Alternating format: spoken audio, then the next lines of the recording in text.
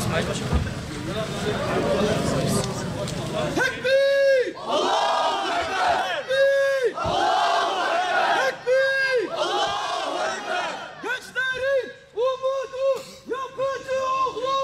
Gençlerin umudu yapıcı oğlu! Gençlerin umudu yapıcı oğlu! Gençlerin umudu yapıcı oğlu! Seninle gurur duyuyor! Ülkesi seninle gurur duyuyor! Yapıcı oğlu! Selahattin Torunu yapıcı oğlu! Selahattin Torunu yapıcı oğlu!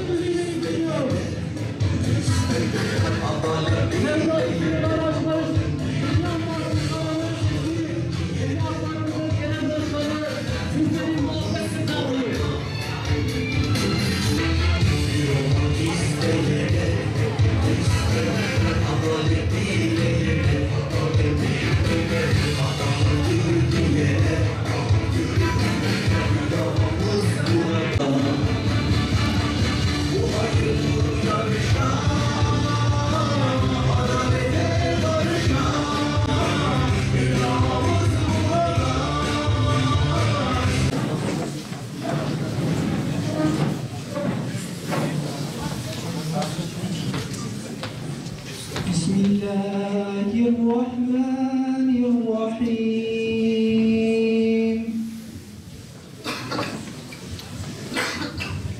İnnellezîne yetlûne kitâballâhi ve aqâmu's-salâte ve enfekû mimma razaqnâhum sirran ve alâniyeten yercûne ticâreten len tebûr.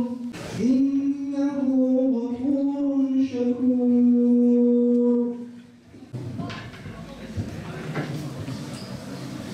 الذي أحلنا دار المقامة من فضله لا يمسنا فيها نصب ولا يمسنا فيها لغوب. Hani birileri işte gençlik şuraya düştü, buraya düştü. Ben o tabiri de çok doğru bulmuyorum. Gençlik düşürülmeye çalışılıyor. Gençlik kötü noktalara sürüklenmeye çalışıyor. Kabahat gençlerin değil. Onlar etrafında yeterince kalın surlardan oluşan sağlam kaleler inşa etmeyen büyüklerin sorumluluğudur. Gençlerin temiz kişiliği, herkesi kendileri gibi saf ve iyi niyetli düşündükleri için belki kandırılmaya büyüklere göre biraz daha müsaittirler. Hani derler ya, insanlar herkesi kendisi gibi bilir. Gencin kalbi henüz kirlenmemiştir, zihni henüz kirlenmemiştir, temiz niyetlidir. Karşısındakini de kendisi gibi bilir. Ama kötü niyetli birisi karşısına çıktığında onun önüne tuzaklar kurar. Rabbim o tuzaklara düşmekten hepinizi muhafaza buyursun. Gençler dikkatli olun. Rabbinizle irtibatınızı sağlam tutun. Bir de gençlere yönelik bir şey söyleyelim. Anne babalara da söyledik. Özellikle kız annelerine, babalar bu konuda biraz daha toleranslı davranabiliyor ama çoğunlukla anneler ve bazı babalar gençlerin evliliğini zorlaştırıyor, gençlerin yükünü ağırlaştırıyor. Biz de kız anne ve babalarına dedik ki gençlerin evliliğini zorlaştırmayın, gençlerin yükünü ağırlaştırmayın. Ben evlendiğimde benim ev eşyalarım bugünkünün 1/5 kadar yoktu. Ki ben evlendiğimde 2 yıllık avukattım, gelirim de iyiydi. Ama çok şükür o güne kadar hiçbir şey biriktirmemiştim. Gelen olduğu gibi gitmişti. Bana lazım olanı harcadım, gerisini ihtiyacı olana verdim. Hiç pişman değilim. Sağ olsunlar, beni zorlamadılar. Evlendikten sonra parça parça her ay bir şeyler almak suretiyle ihtiyaçlarımızı zaman içerisinde giderdik, tamamladık. Küçük bir kamyonun yarısı kadar bir eşyayla Erzurum'dan Diyarbakır'a taşındım. Kız annelerine, kız babalarına diyoruz ki Bırakın gençler zaman içerisinde kendi istedikleri, kendi gönülleriyle yavaş yavaş eşyalarını tamamlasınlar. Onları çok zorlamayın. Yazıktır, günahtır. Bir de gençlere söylüyoruz. Gençler siz de cesaretinizi toplayın. Evlenecek çiftlere verilecek olan 150.000 TL az değil mi? Gençlerin en büyük sorunlarından biri olan evlilik meselesi gençleri epey zorluyor. Bu anlamda çalışmalar yapmak gerekmez mi? Çalışmalar yapıyoruz gençler. Bu 150.000 lirayla ilgili şey çıktığında, yani onunla ilgili kanun çıktığında aile ve gençlik fonu kurulması hakkında kanun, biz onun öncesinde çok söyledik. Dedik ki gençlere evlilik kredisi, ama aslında kredi de değil, gençlerin evlenmeleri için onlara hibe edelim dedik. Kaynak için de bazı alternatifler geliştirdik. Mesela dedik ki kimsesi olmadan, geriye mirası bırakmadan vefat edenlerin malı, mirası devlete kalıyor. O miras devlete kalmasın. O miras bir fonda biriksin ve onunla gençleri evlendirelim. Evet, işsizlik gençleri zorluyor. Türkiye'de genç işsizliği, yani 25 yaşın altındaki kardeşlerimizin işsizliği genel manada işsizliğin aşağı yukarı 2 katı. Bu hem bizim bölgemiz için böyle hem de batı bölgeleri için böyle. %8-9'larda işsizlik dolaştığında gençlerde işsizlik %15-20 arasında oynuyor. Bölgeden bölgeye değişebiliyor. Bazı bölgelerde işsizlik rakamları %15'lerde dolaşırken genç işsizlik %30'larda. Yani işsizlik özellikle gençleri zorluyor. Bir taraftan gençler iş bulamazken öte taraftan eleman arayanlar istedikleri nitelikte eleman bulmakta zorlanıyorlar.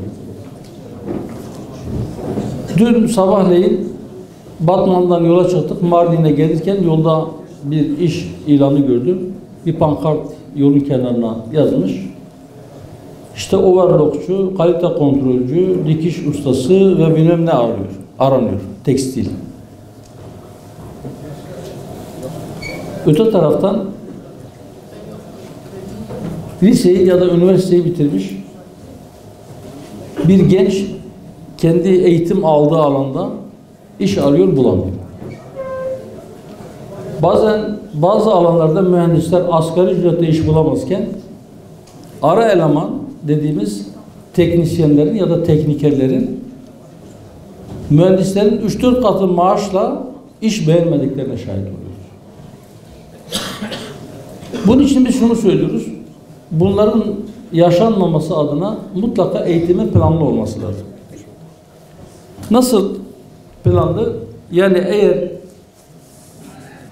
herhangi bir branşta 1000 kişiye ihtiyaç varsa o eğitimi veren okula 2000 kişilik kontenjan vermeyin.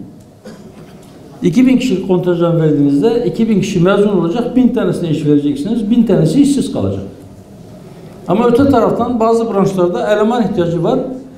Yeterince eleman yetişmediği için bu sefer o işte, o branşta bir üretim yapan, bir iş üreten ya da hizmet veren bir şirket ya da bir işveren eleman bulamıyor.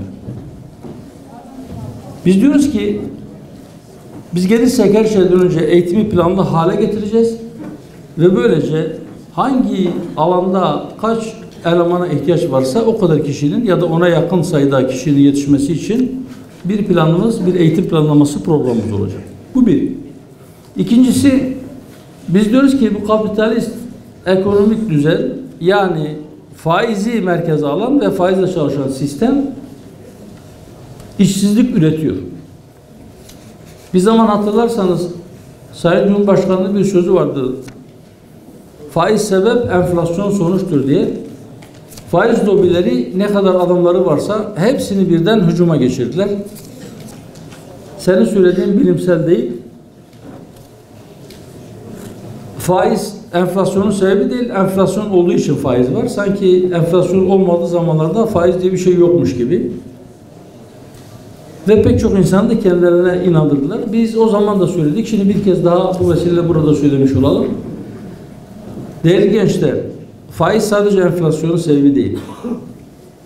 Faizli sistemde sıfır işsizlik hayaldir. Asla olmayacak. faizli sistemde gelir dağılımındaki adaletsizlik asla son bulmayacak. Yani faiz sadece enflasyon değil, işsizliğin de faiz gelir dağılımındaki adaletsizliğin de sebebidir.